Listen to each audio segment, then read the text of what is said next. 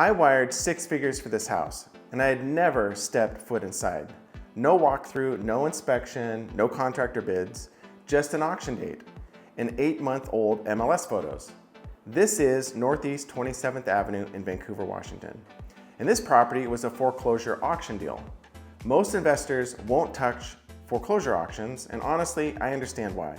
You don't get access to the property. You can't do inspections. You don't get disclosures. You're making a decision based on limited information, and you're wiring real money. So the question is, why would anybody do that?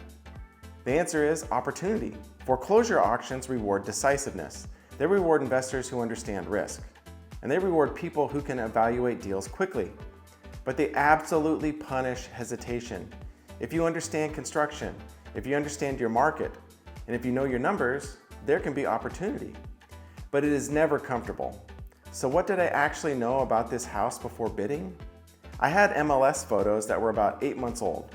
These photos gave me a baseline. I could see the layout. I could see the general condition. I could see the exterior, the roof line, the windows, the flooring, and kitchen finishes. But there was a lot that I didn't know. I didn't know if there was water damage. I didn't know if someone else had stripped the house. I didn't know if there were squatters. I didn't know if there's plumbing or electrical issues. And I didn't know if there were hidden structural problems.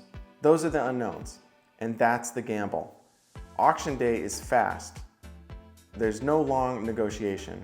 There's no emotional walkthrough. There's no time to overthink it. You either bid or you don't, and on this property, I decided to go for it. When I was the winning bidder, there's always that moment where it hits you. You realize, okay, now we find out what we actually bought. The first time I got access to this property was after closing. The moment you walk in the door, that's when the real investing starts. Because immediately you're scanning everything. You're looking over the entire house. You're looking at the floors, the walls, the ceilings, the windows, the smell of the house. You're checking electrical, plumbing, the attic, the crawl space, and your brain is doing the math the entire time. Is this what I expected? Is this worse than I expected? Or did I actually get lucky?